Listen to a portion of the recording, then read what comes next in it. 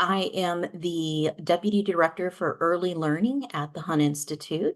And for the benefit of anyone who is maybe joining us for the first time today, the Hunt Institute is the creation of our founder and namesake, four-term North Carolina Governor Jim Hunt. We serve as an education policy support to governors, state legislators, and other high-level state elected leaders. We cover the full spectrum of education policy from early childhood through the workforce. In our Early Efforts series today, we focus on the field of early childhood with lessons. Whoops, that is not us. Okay, so in our Early Efforts series today, we are going to be focusing on the NIEER yearbook for preschool, and it's the 2023 version. I believe this is the 21st year, the 21st version and the 22nd year.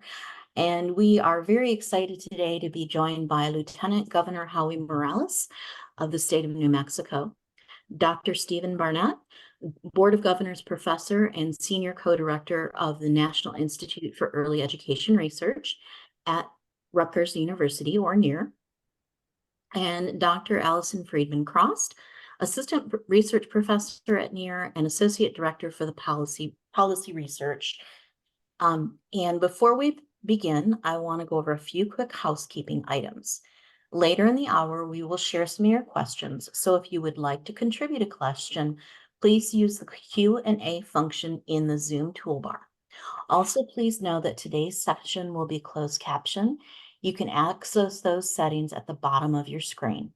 Finally, you will also be able to find the recording of today's webinar on our website and YouTube channel within the next few days.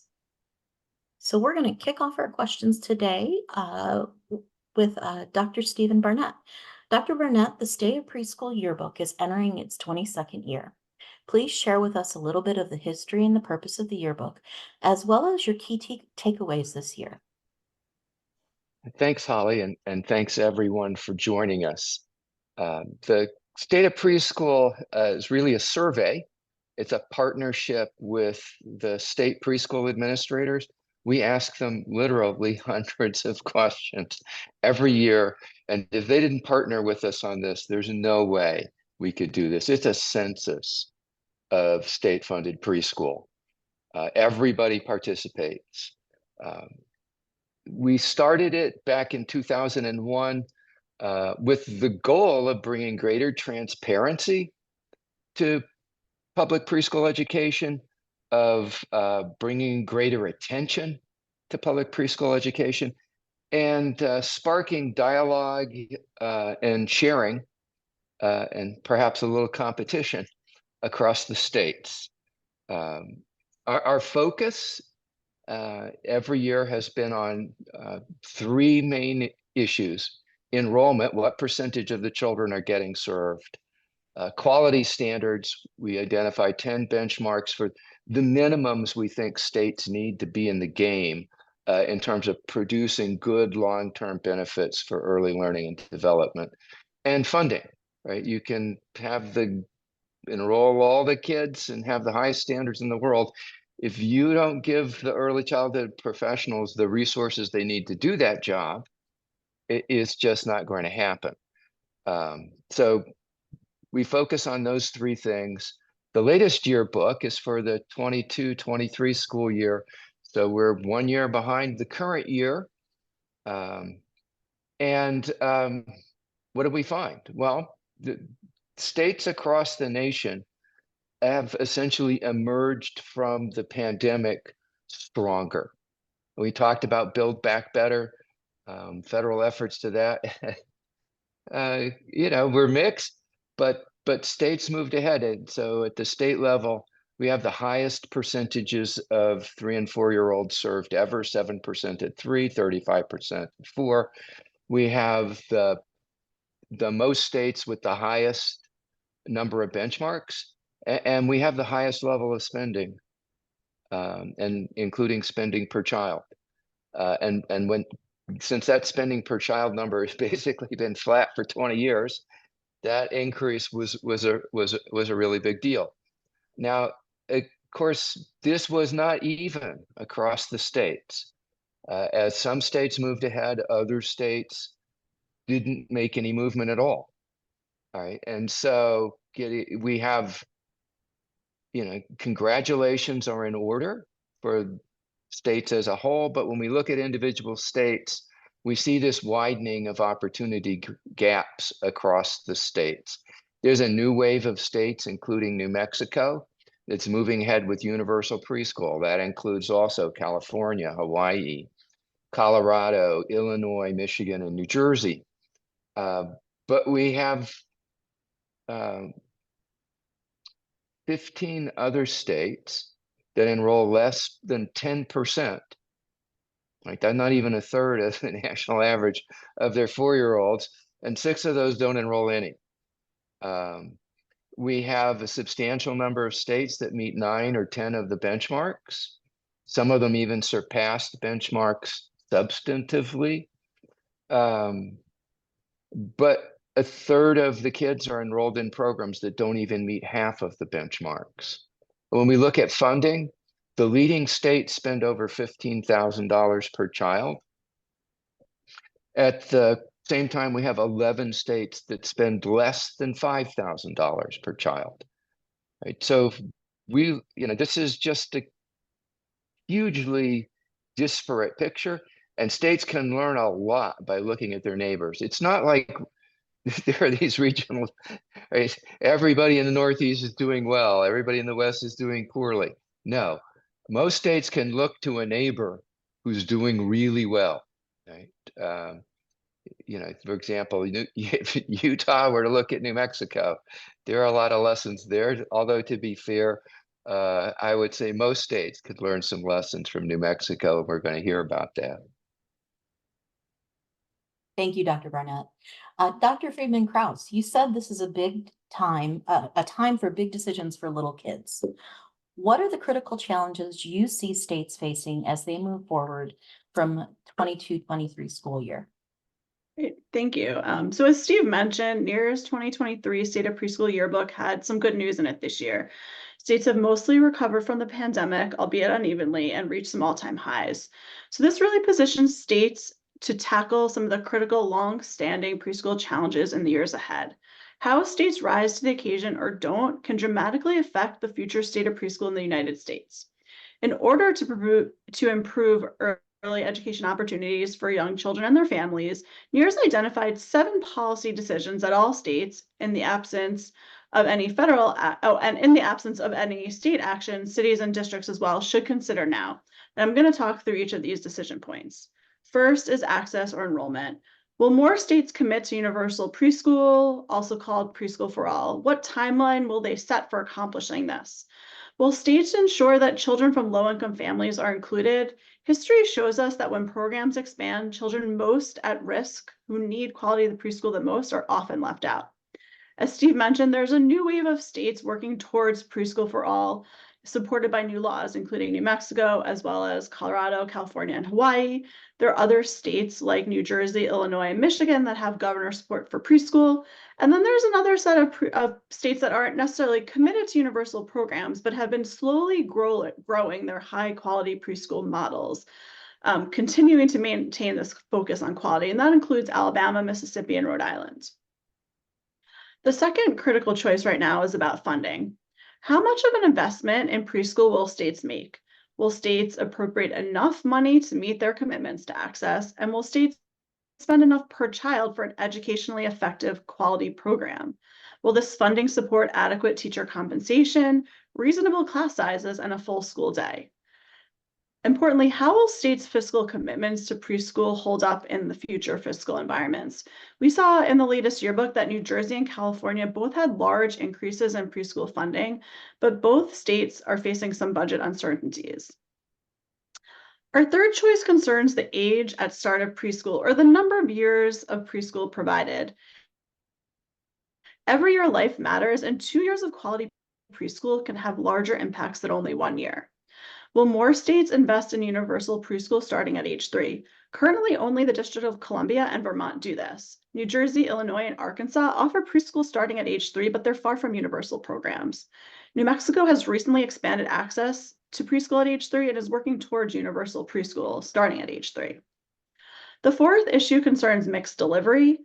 Will state preschool provision be largely limited to public schools or integrate Head Start and private providers? Mixed delivery systems can expand more quickly without disrupting the childcare arrangements on which many families depend, and also take advantage of facilities and the existing workforce. Will states support an equitable mixed delivery system while maintaining parity in standards, compensation, and quality across different settings? New Jersey, New Mexico, and West Virginia are three states with strong mixed delivery systems, though each state has a very different model for doing so. Our fifth choice point concerns the full access to a full school day. Will states commit to providing at least a full school day preschool program for the families and children who want it? In addition to the child development benefits of a full school day of preschool, these programs have added benefits for working families, serving also as childcare. This year, 72% of children in state-funded preschool programs were in at least a school day program, which is an increase from 40% in 2010. This does vary widely across states, with some states providing a full school day for all children and others offering as little as 2 hours of preschool per day. The sixth decision point is around quality. Will states commit to raising quality preschool standards and funding to support those standards? Research shows that quality matters, and programs that are not high quality will not be expected to improve child outcomes. Currently, only 5 states, Alabama, Hawaii, Michigan, Mississippi, and Rhode Island, meet all 10 of NIEER's benchmarks for minimum quality standards. And finally, the preschool workforce. Most preschool programs reported teacher shortages, and the most common response so far has been to allow less qualified teachers into the preschool classrooms. Going forward, how will states recruit, support, and retain a qualified early childhood workforce? How will they support teachers, lead and assistant teachers to earn qualifications and adequately pay them once they're better prepared? Many states have or are in the process of developing alternative teacher preparation programs. States must be planful in how they approach these choices and should consider them holistically, balancing the need to serve more children in quality full school day programs with high standards with the available funding for those programs. The risk of expanding too quickly without adequate per child funding or a qualified workforce is real. The choices the policymakers make now will affect millions of children and the future early childhood education landscape. Thank you. Thank you, Deb, very, very much. Lieutenant Governor Morales, New Mexico has been a trailblazer in early childhood education policy. In 2019, Governor Michelle Lujan Grisham appointed you to form the Early Childhood Education and Care Department in New Mexico. What can you tell us about how New Mexico addressed the critical challenges states face, perhaps starting with building political will and the establishment of a cabinet-level position for early childhood in New Mexico? Yeah, thank you, Holly, and I want to thank the Institute for all the work that they continue to do. You know, I love traveling around the country, sharing New Mexico's story, and opportunities like this to do it virtually, I think, is just as effective. And so I'm grateful for the opportunity. So I want to make sure that I, reach out and just to give a shout out to the Hunt Institute. When we talk about the journey that has taken place, I know you mentioned 2019, and I just wanted to clarify that the governor, when we got elected in 2019, she didn't appoint me as the head of the early learning department because it hadn't been created. She did ask me to run the state's public education department. So I did that, and it worked out wonderful because it's a direct correlation. And I want to take you back to 2010. The reason I take you back to 2010 is because that is a year that New Mexico, along with the rest of the country, hit the national recession.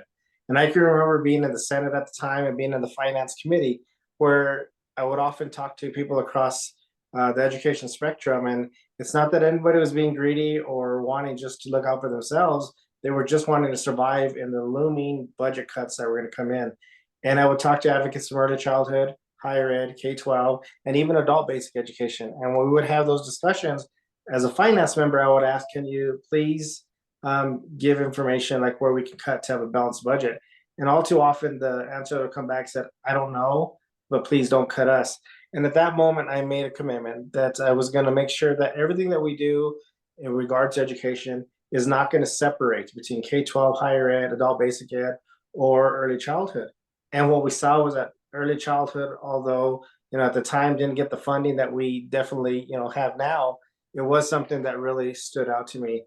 But I have to say that in carrying legislation that would create the early learning department, that was way back in 2015, 2016, 2017. And it wasn't me that came with the idea. And I want to make sure to stress for all the professionals that are here listening, that are on the ground, you truly are the experts. And that is what created the motion for legislation to be put in place, to make sure that we can have an idea that began with what we really need. And at that time, what we really needed was to have an agency that was going to focus on the most critical stages of a child's life. Because prior to that, early childhood education was spread out. About 5 agencies were dealing with early childhood education. And so I put forward a bill, didn't get a committee hearing, never got any traction the first 2 years. And I get it. When you have an administration that's already in place, and the governor at the time, they didn't want to change course of what was being done. But the year that we got elected in 2019, it was really the leadership that was done, from Governor Michelle Lujan Grisham and from those educators, those people on the ground that shared with me what we really need. And from that, we've seen that we've had the movement and the celebrations of early childhood being a real focus within our education system, that really lends itself for the opportunities that we see now. And you look at the funding and you look at the aspect of what that also means. I think that that's key, because where less than 1% of the budget was being directed to early childhood education, now we see that we have a tremendous amount of funds that are there. We also invested in a trust fund that we started with $300 million and now has bloomed over nearly $5 billion. You could see those investments that really take place. You have one hand in the present, one hand in the future. We also passed a constitutional amendment that, fortunately, 70% of the voters stepped up and they said, we want funds to go from a permanent fund into providing support for early childhood education. And so that's where we're at as a state. I look forward to sharing even more information as we, really bring out what we've done as a state to make this a reality. But again, I can't stress enough just the importance of those experts who are on the ground. Policymakers need to listen to them. Policymakers need to know that they know what they're talking about and they can give us a direction of what we need to get the results that we're experiencing in the state. Thank you so much, Lieutenant Governor Morales. I have a follow-up question for you, if that's okay. Across the United States, we are seeing a workforce shortage in early childhood education, in birth to 5 settings, and in pre-kindergarten through the grade 3. What strategies has New Mexico employed to build a qualified, adequately paid workforce? Yeah, absolutely. And this is something that's just not affecting us when it comes to workforce with early childhood education. I think one of the big aha moments for me was during the time when we were in COVID, and all of our meetings, as you know, took place just like this. It didn't mean that we couldn't be together, that we couldn't stand together. And that's what we did. I met with chamber of commerces. I met with business communities. I met with other type of employers who were really struggling with workforce. And it wasn't that people necessarily didn't want to get out to work. It's that people didn't have anywhere for their children to go, to be safe, to have the opportunities to get a learning educational environment, while at the same time to make sure that the parents are able to get out to the workforce. So first and foremost, I think that it really has to have, in order for success to take place, it has to be diverse, credentialed, and well compensated. And within the aspect of the well compensation piece, I think that it goes back to the issue of professionalism and respect, that our professionals and the early childhood education system, that they're not just babysitters, as oftentimes that was thought by the legislature and thought by other policymakers. They're educators and they need to be treated and to be developed in that way. But with the workforce setting, that's where the higher education, the K-12 system comes in place, is because recognizing that we have the opportunity to provide a pathway for those many time female workers who have devoted so much time to early childhood education, to have a pathway that they can become credentialed. So in the state of New Mexico, we've made, if you have 6 credit hours, that we've made that educational opportunity for higher ed accessible. We pay the tuition. we give those opportunities for them to go and to get those credentials, which is so critical. But also recognizing that we also really invested in the base pay of $15 per hour, which is a lot in the state of New Mexico, but also for those lead teachers to go up to $20 an hour. So those are some of the things that we've done in addition to loan repayments, in addition to alternative teaching licensure. Other aspects that we've done, I think that has been really helpful and really instrumental. I do think that there's still more to do. And that's what's exciting. Even though we've seen the results and we have a blueprint that we can happily share with other states, there's still more to do. And there's always going to be more to do. And I'm excited to say from the state of New Mexico is that the best is yet to come. And I'm grateful for this opportunity to learn from each one of you as well of how we can incorporate that into our state. Thank you so much, Lieutenant Governor Morales. It's just the fantasy of every state having a $5 billion bank account for early childhood. Thank you. Dr. Barnett, given your broad perspective on the field, are there additional lessons that you would have other states draw from New Mexico? And what other states would you point to as examples for states looking for ways to move forward in early education? Yeah, I would first emphasize what should be apparent from what Lieutenant Governor Morales just said, that New Mexico has taken this holistic, systemic approach to investing in early childhood. It's not just one sector. It's not just one aspect, thinking about both providing more adequate compensation, but creating a realistic on-ramp for teachers to the qualifications, right? So that, higher education is part of the early childhood planning in New Mexico, right? Some states just seem to well, that's somebody else, right? And somehow they think it's just going to happen, and it doesn't. Right? This coordination at the cabinet level, having a position that does that, and of course having a governor and lieutenant governor who are paying attention. I mean, I don't think you can underestimate the impact of a governor and a lieutenant governor who care about and pay attention to the issue.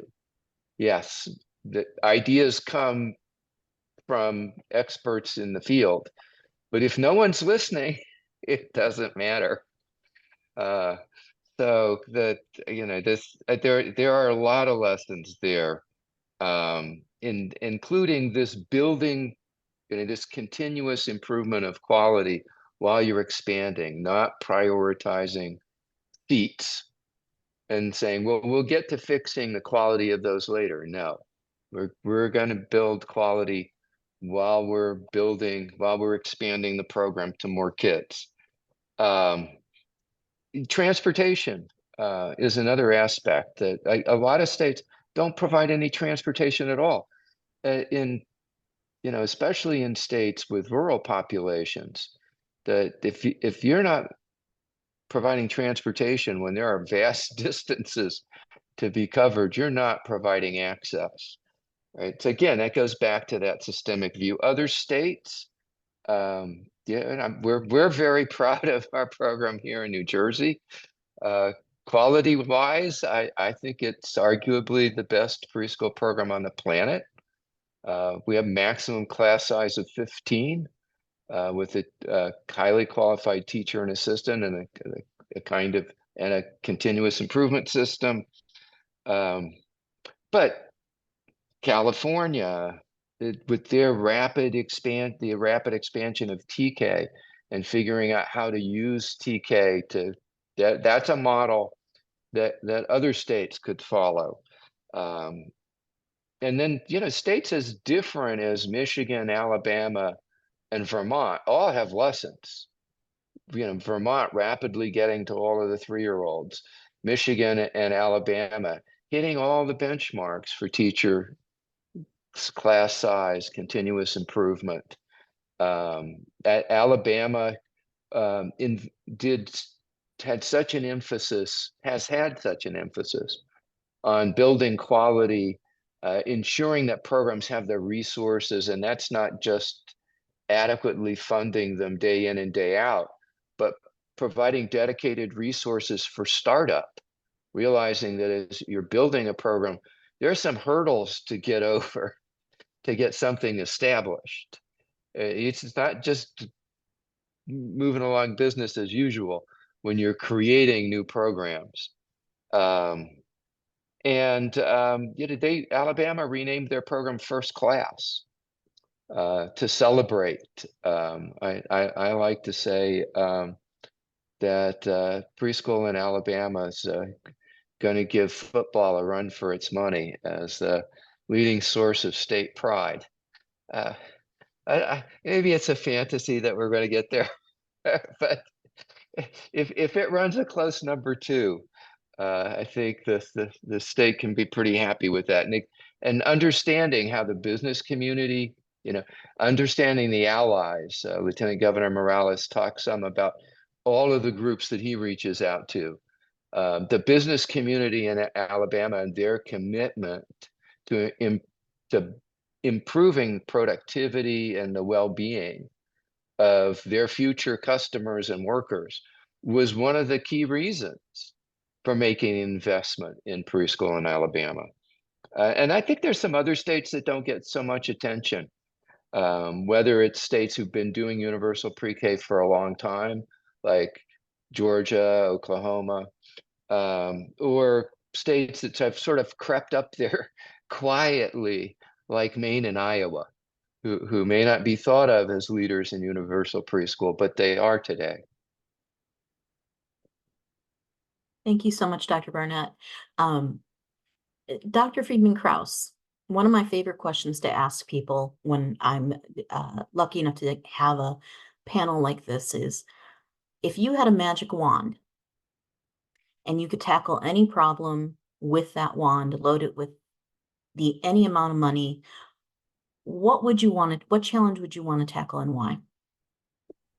I'll start by saying that I hope it's a very powerful magic wand, because I think that's what preschool and young children need right now.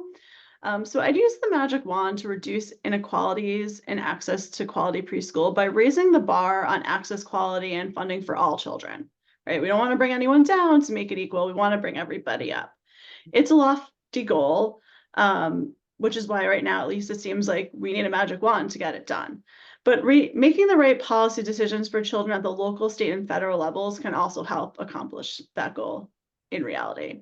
Also, to start, making sound choices on the 7 policy decisions I mentioned earlier can set states on the right path towards reducing inequalities in preschool access.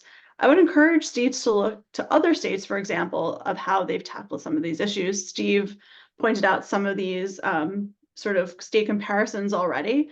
There are many states that are doing a lot of these things right around preschool and can serve as role models for other states.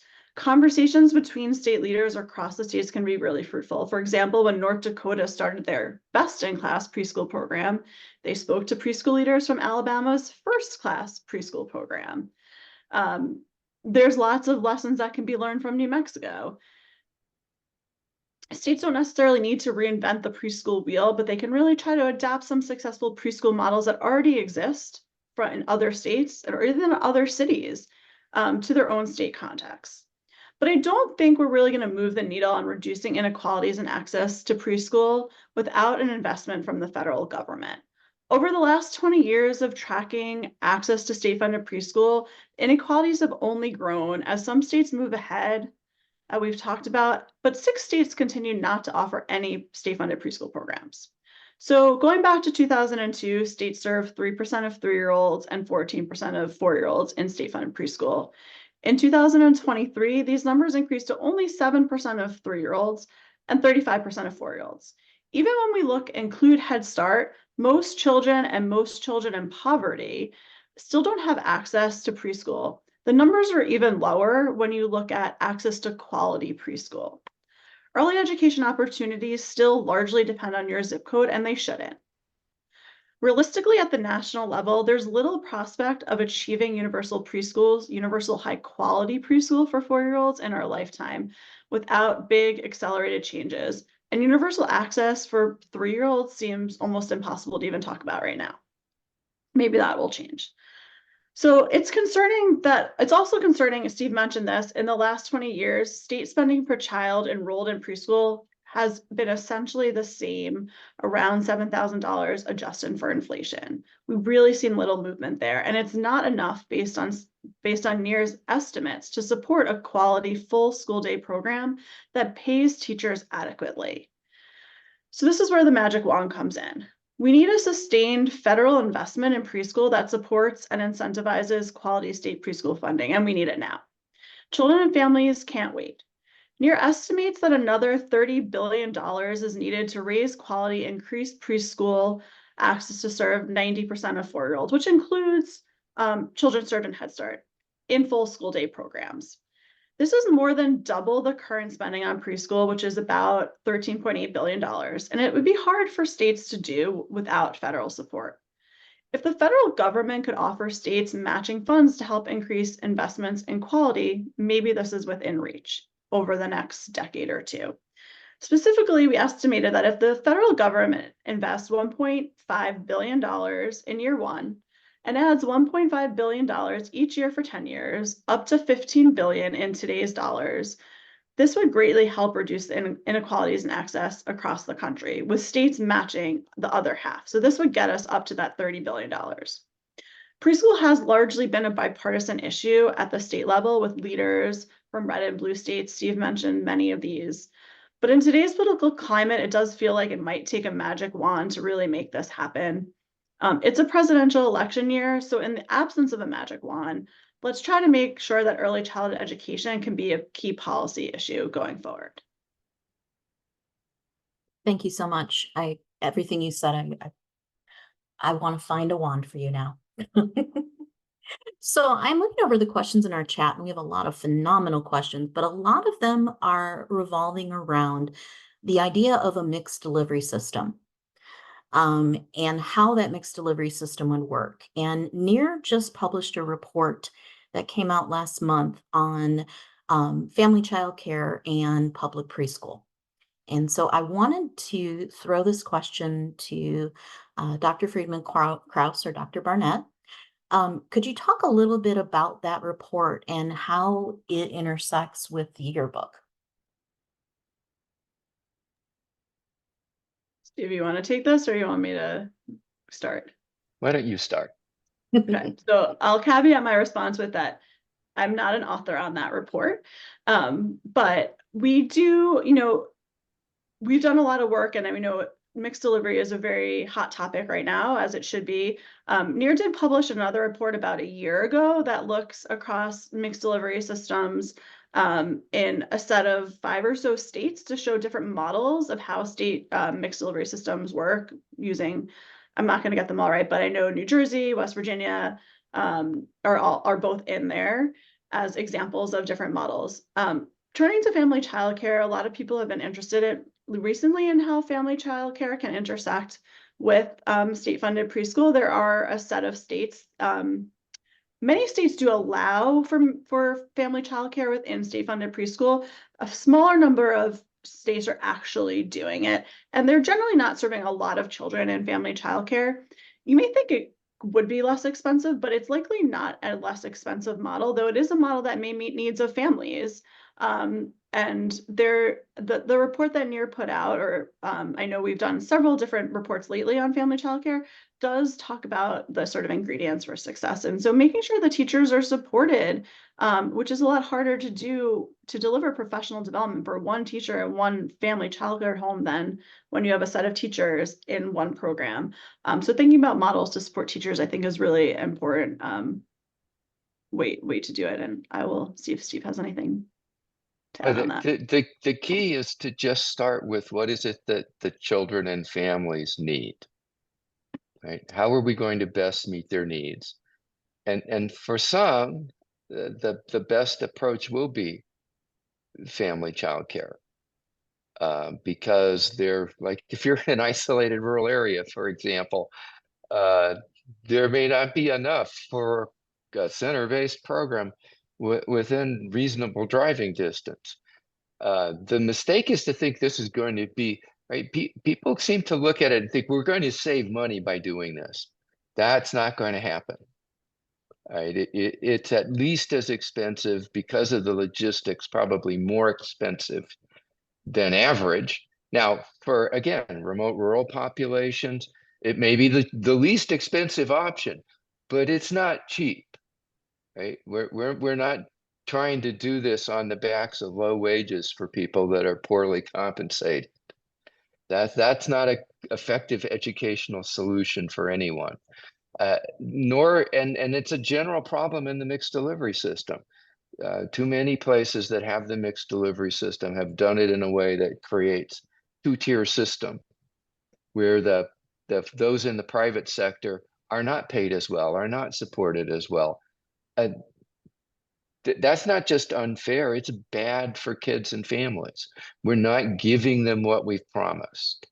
In states like New Jersey, where everybody has the same standards, and we actually spend more per child on those in the private sector than we do on those in the public schools, at least out of the state budget.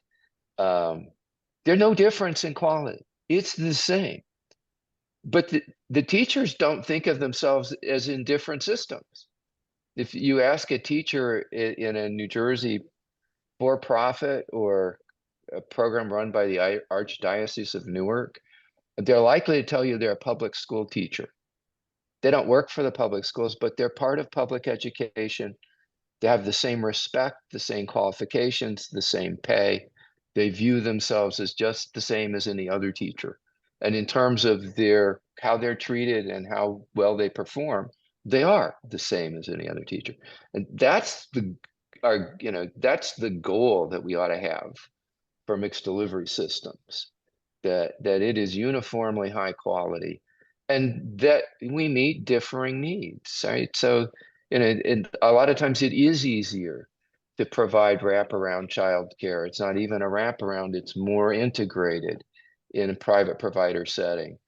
Building on Head Start with all of the expertise and capacity they bring, topping them up to meet all of the state standards while meeting the federal standards, right? That's another great part of this solution. But you have to make sure that you're giving everybody the resources they need to be equally successful. Thank you so much. Those are really great, great ways to look at it. So Lieutenant Governor Morales, a lot of the questions in the chat for you are being asked around equity for the childcare workforce, early childhood workforce, equity for families. And can you address those questions for us and how the state is specifically looking at making sure that it is early childhood for all?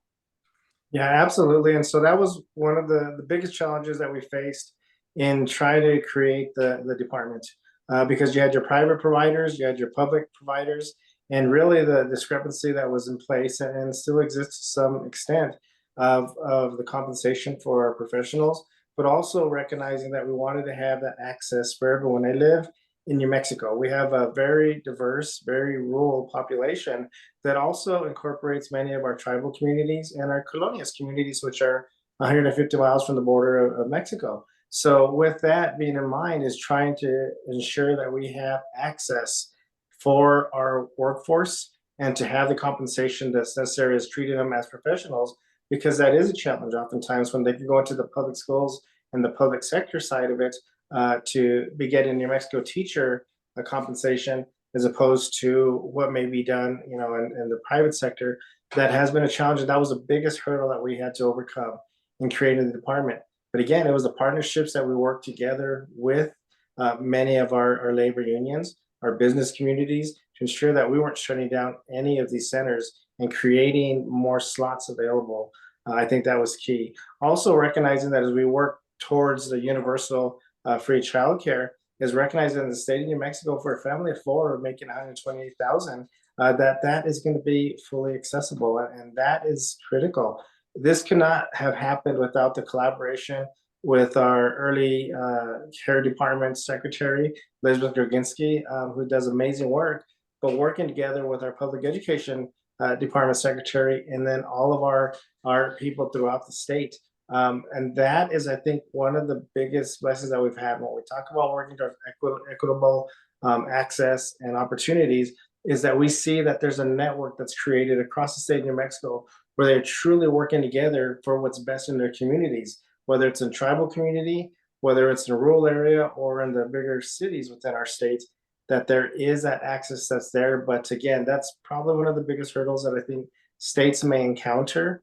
And it does go back to funding, but even more so, it goes back to the understanding that we want to provide a system that's available for all, regardless of what setting that the parent may choose for them to be a part of that. Yeah, and I Um, think New Mexico prioritizes communities for expansion if they have high concentrations of poverty. Maybe that's, at least 2/3 of the kids are in Title I school, something like that. Yeah, and again, I think that's a collaborative effort that is done, and it can't be done in isolation. It has to be done in collaboration. Lieutenant Governor Morales, I have one more follow-up question for you.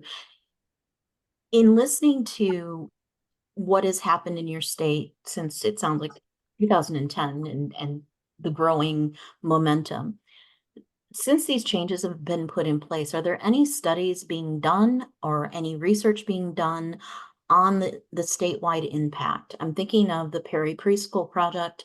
I'm thinking of the Absidarian project in North Carolina. And I'm wondering, is there anything in place right now to show the benefit in real time? Because this is what New Mexico is doing is so trailblazing, as we said earlier. Yeah, absolutely. And we always want to, again, share our story. We want to share our journey so that others will know that they do not have to recreate the wheel, that they can learn and even improve on the systems that we were able to take that journey on. So we always want to share that story, and then the ability to share that story. I know our department has worked really hard to make sure that they can provide, our Governor Michelle Lujan Grisham with the information that we can continue to share at the national level and across the world. So I can't tell you specifically how that is being captured, but I would love in the future to be able to share with the Hunt Institute, webinar, to be able to share some of that and some of the results, because it really is an investment. Oftentimes people may see that as an expenditure. It really is an investment right in the beginning, on the onset, to have the opportunities for the return on investments that we will see, not only when you look at the workforce, so parents can go to work, not only when you see the academic and the social gains that the child is making, but it's also an investment because when we work as a state government and we have all our different cabinets and different agencies, we know the investments we make in early childhood education will also have an investment that's paid to ensure that we're not dealing with things at the corrections level, that we're not dealing with some of the health disparities that come in when we know there's a lack of education, that we're not seeing that we're having other impacts in other state agencies that oftentimes come into play when you don't have that solid foundation. So those are the kind of things that we want to share a story, and to be able to share that data of what that means and why that investment upfront is so important. I think that sounds like a perfect follow-up webinar. And I also would love to see any information you could share with us so we can get the word out. Thank you very much. I am now going to open it up to our panel to see if they have questions they'd like to ask each other.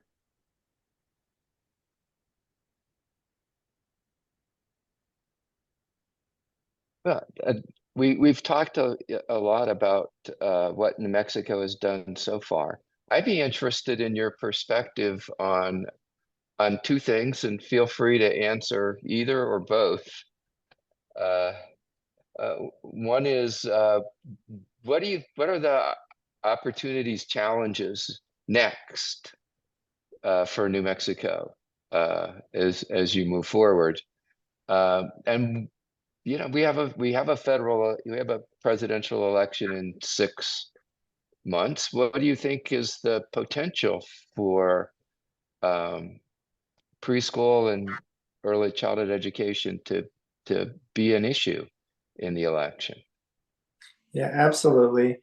Again, in New Mexico, we take a lot of pride in trying to ensure that we can provide the resources necessary. We're not always reliant on other sources of funds, even though the philanthropy aspect has been amazing for our journey. The federal support that has been there, especially during the COVID years, has been absolutely critical. But recognizing that because we did make the investments and we've had historical revenues, primarily because the oil and gas boom, that we've been able to invest this. And like I shared, 300 million invested has produced 5 billion.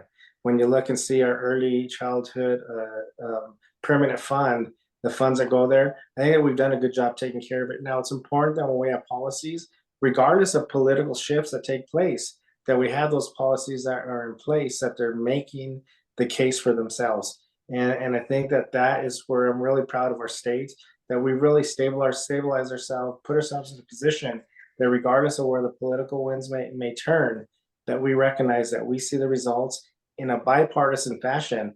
And that's why things like these webinars and working with Hunt Institute, we put aside party politics, we put aside any of those differences, and we look on policy and what that policy means and creates for the sustainability of programs. I'm a believer that we're going to see continued improvements in this area. So some of those challenges that we may have, I do think that we still have some work to do in making the connection so we can see the results in our K-12 system for the investments that are happening right now. We're going to start seeing that. We can, recall that 2019 is when the motion started taking place. We hit a pandemic, and here we are now. So we want to see that collaboration and want to see the results of how it's paying off in all areas. And do we have any other questions from our panelists? Well, I would like to take just a quick moment because we have a fairly exciting update with the Hunt Institute, and that Kelly Epley is our new Director of Early Learning, and she is probably going to be very upset with me for doing this. But I wanted to formally introduce her to our Early Efforts webinar participants and just say how excited we are to have her, and our team is so excited as well.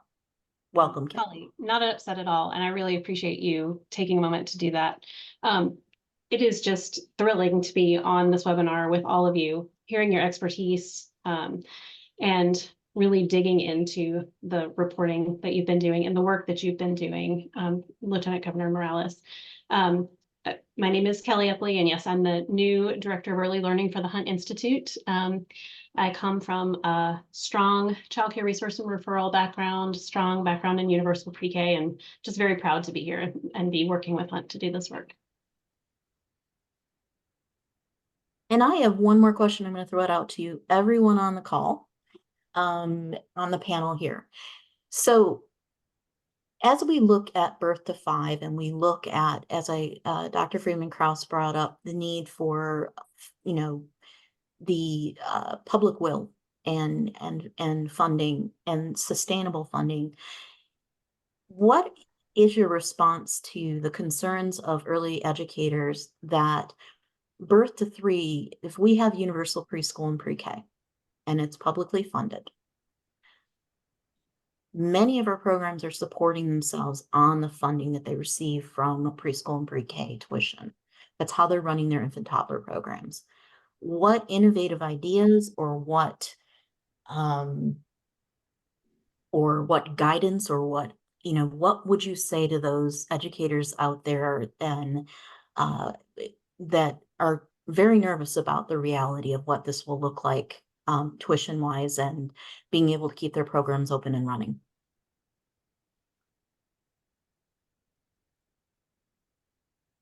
I can start quickly, and I'm sure Steve has something to add, but I think mixed delivery systems and doing mixed delivery systems the right way is one key way of started trying to prevent this problem. And I know Steve and some colleagues at NIEER have been working on a plan in New Jersey for preschool expansion that takes into account the need to maintain the infant and toddler childcare programs for those families. And so he can speak more of those details, but by supporting childcare centers through mixed delivery with preschool, that's really one way to help, stave off these problems. And it's just to build on that. We all know in this field, every year matters, right? And I think Lieutenant Governor Morales alluded to the need to work with public education, right? The needs after 5 matter too, right? Every year matters. And so you have to have elected officials and appointed officials who were working together across these areas to build policy that has that perspective that every year matters. So you don't do things for one age, whether it's infants and toddlers, preschoolers, or school age kids, that ignores what you're doing with the other age and the needs of kids at every age, right? If you really want to maximize the gains from the first 5 years, you need to look at kindergarten and how from the very beginning are we building, right? In New Jersey, when we had the advantage of instituting universal preschool in our 31 districts with highest concentrations of poverty, it at the same time as K-12 reform. And so districts were reforming K-12 at the same time. They're now providing 2 years of school starts at 3, right? Algebra has moved down from 9th grade to 7th grade, where it was, which typically is in the suburban districts, because these kids are no longer going to be behind when they get to 7th. But if you left algebra in 9th grade, they're not going to get it until 9th grade. Well, and the same thing with infants and toddlers. We have to take into account, what are we doing to that sector? We need to not be just thinking about preschool, but also paid parental leave. Our work policies, our minimum wage policies.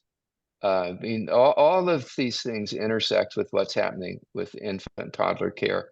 It's really not that we subsidize. We're not taking money from preschool Peter to pay for toddler Paul. That's not actually how it works. I know a lot of people in the field think that way. It's the scale. If you're just doing infants and toddlers and you're not in Manhattan, it's very difficult to have the scale of a program that can support your infrastructure, your director, all of that. It's not a financially feasible model. We do not want to disrupt that. So how do you integrate programs in there? And as I think is the case in New Jersey, people will tell you their programs are stronger because of the resources that come in for 3 and 4-year-olds. And we don't have too few kids, right? No one has that problem, right? There are, half the kids in poverty are not served even at 3 and 4. There are plenty of 3 and 4-year-olds to be served by private providers in anyone's system in mixed delivery. We need to make sure we're getting those kids in the program rather than thinking somehow we have to fight over the slots that we have funded. That's just, we need to be thinking about, here are people who want to serve those kids and private providers. Here's all the kids we don't have served. How are we going to put those two things together? Yeah, and I'd like to add, and I think Dr. Barnett, that those are excellent points, because it is a continuum approach of how that needs to be done, and keeping in mind the importance of supporting systems like your home visiting programs. Absolutely key, especially for those new parents, and at times that we have in our rural communities in the poverty areas, that we're providing that support, and never to forget those children who have disabilities. New Mexico, the Family Infant Toddler programs, is to recognize that they're part of the system as well, and providing those services for the much needed early interventions, again, is that investment that we're going to have as they go on through the systems in our academic years. Well, this has been such a rich discussion today. I want to thank each of our guests and encourage you to join us in June, because we are going to be looking at the prenatal to 3 policy roadmap with the Prenatal to 3 Policy Institute. Thank you so much, everyone, and have a wonderful day. Thank you. Thank you. Congratulations, Kelly. Thanks so much. Great to be working with you.